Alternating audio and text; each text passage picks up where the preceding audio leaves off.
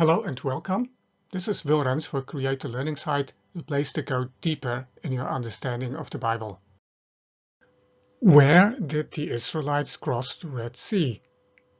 It's a pretty big sea, as you can see in this aerial photograph.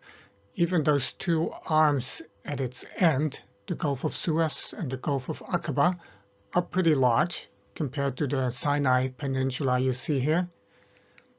Or did they even cross the Red Sea? Perhaps it would be better to ask, what did they cross? This question has been quite a puzzle for biblical scholars.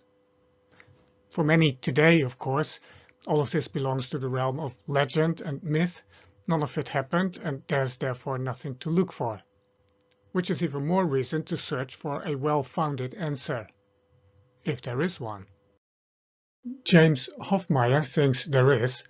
In one of his books, Ancient Israel and Sinai, the evidence for the authenticity of the wilderness tradition, he presents historical evidence to support Israel's ancient belief that it had come out of Egypt and had spent time in the Sinai desert before arriving in the land of promise.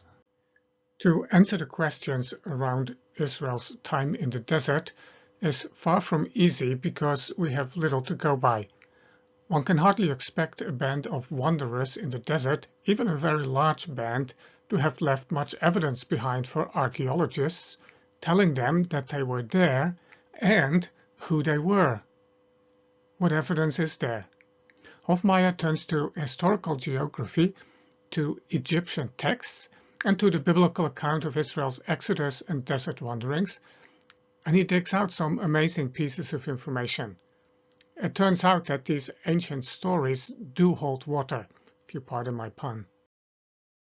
Here is an aerial photograph of the Suez Canal, which roughly follows the boundary between ancient Egypt and the Sinai, and therefore shows us the relevant area for the Exodus. And my most fascinating takeaway from Hoffmeier's book is the realization how much the geography of the area in question has changed. The coastline of the Mediterranean today is significantly north of where it was in the days of Moses.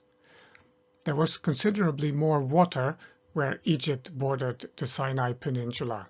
Several lakes have completely or largely dried out since then. On this photograph you can still see what's left of the Bitter Lakes, the only larger body of water that's clearly recognizable. In the past there were more. This makes it pointless to look at the contemporary map of the area to try and figure out where the Israelites may have passed through the sea. Too much has changed. It is possible, however, to reconstruct what the area looked like at various points in the past. Hoffmeier offers such a reconstruction for the time of the Exodus and uses it to retract Israel's movements as it came out of Egypt.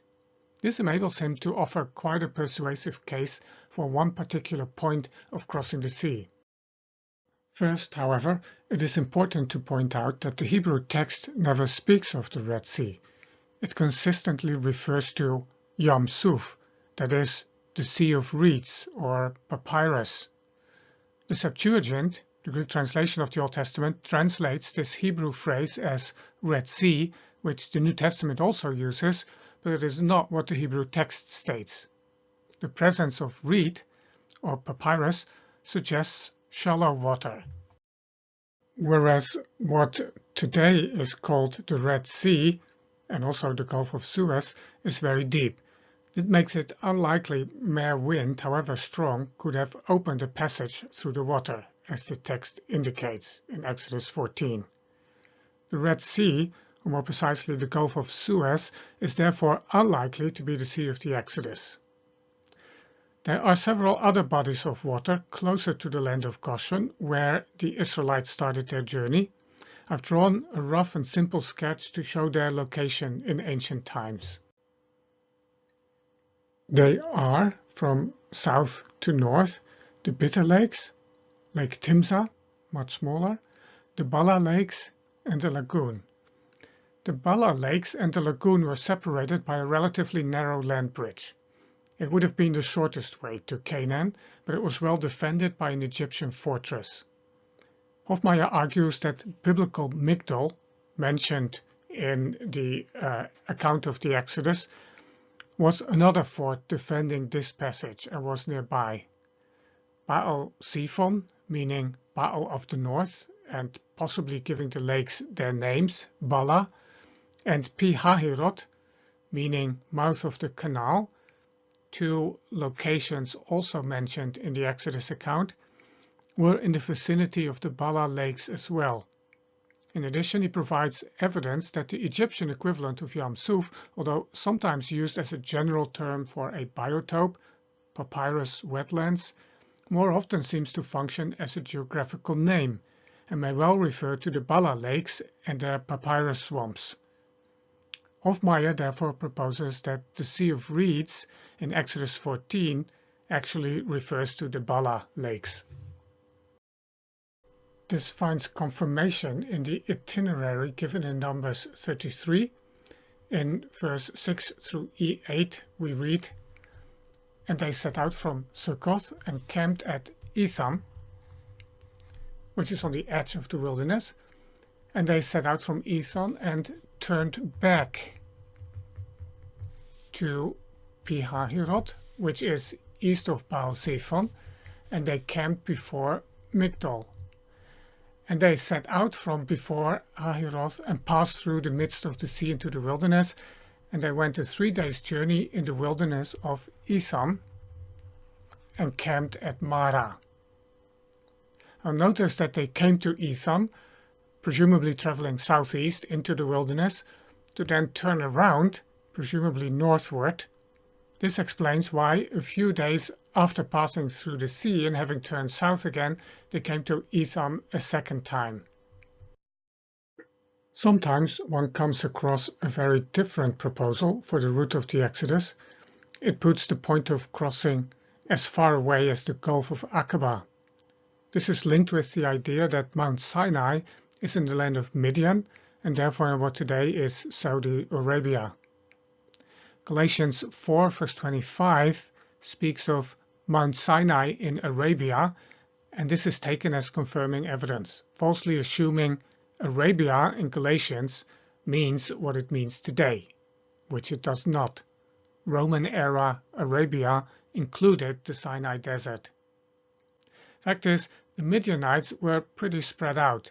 In Numbers 25 we find them as far north as the plains of Moab. And Exodus 3 does not locate the mountain where God appeared to Moses in Midian. It's not close to where Jethro, his father-in-law, lived.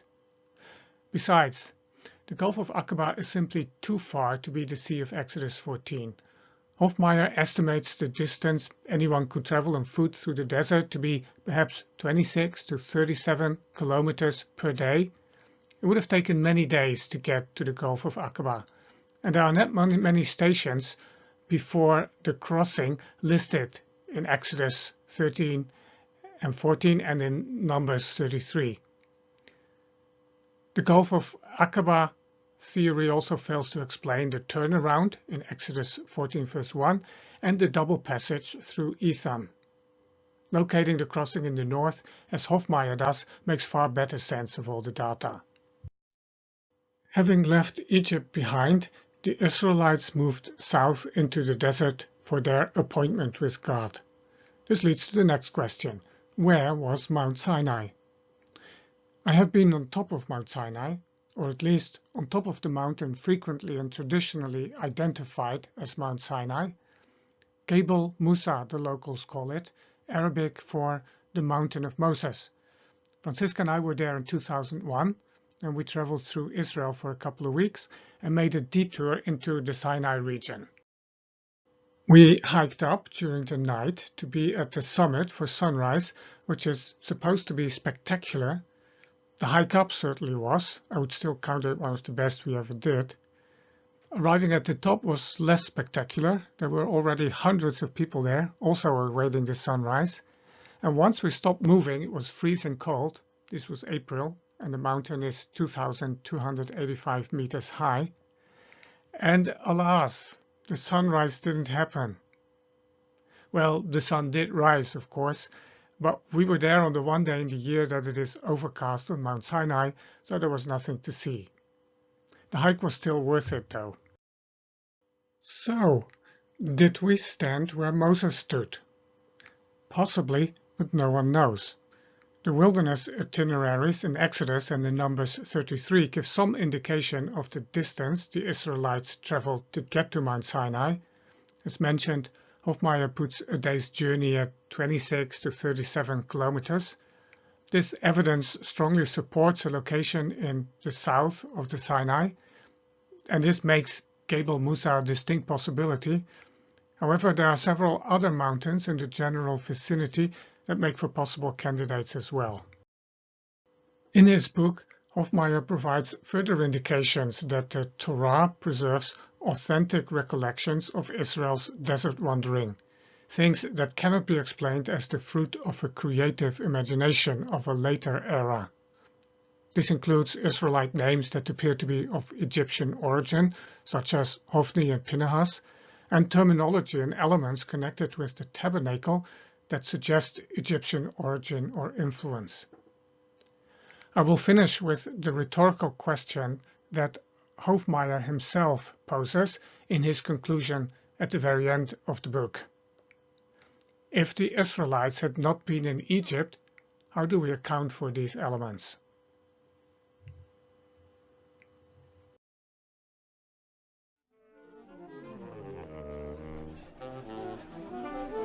The show will be starting in just a few moments. Thank you for your patience.